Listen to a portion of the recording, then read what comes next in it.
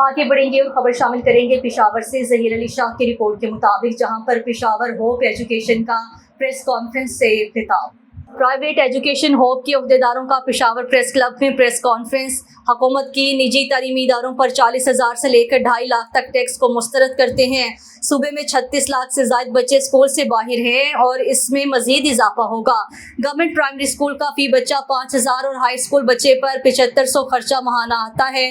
Taxes को ख़त्म किया जाए। मौजूदा हुकूमत निजी तालीमी इदारों को बंद करने पर तुली हुई है। हुकूमत टैक्सेस पर टैक्सेस लगा रहे हैं और ये कहाँ का इंसाफ है। उनका मजीद कहना था कि गवर्नमेंट को चाहिए कि प्राइवेट स्कूल्स के लिए अच्छे कवानीन बनाएं। टैक्सेस से तंग आ चुके हैं, हम मजीद टैक्सेस अदा नहीं कर सकते। हम PSRA और बोर्ड के साथ हर साल रेवेन्यू रजिस्ट्रेशन अदा करते हैं। हम सिर्फ 10% सालाना फीस में इजाफा करते हैं। प्रेस कॉन्फ्रेंस में मजीद कहना था कि सालाना दाखिला फीस लेने पर भी पाबंदी। जनरल सेक्रेटरी होप सिदरतुल मुंतहा, मौजूदा हुकूमत की तालीमी एमरजेंसी कहाँ गई है। जनरल सेक्रेटरी का कहना था हम फैक्स टैक्स को मुस्तरद करते हैं। वज़ीर आला खैबर पख्तूनख्वा से मुतालिबा है कि जालिमाना टैक्सेस को वापस ले। बसूरत दीगर एहतजाजी मुजाहिरा करेंगे।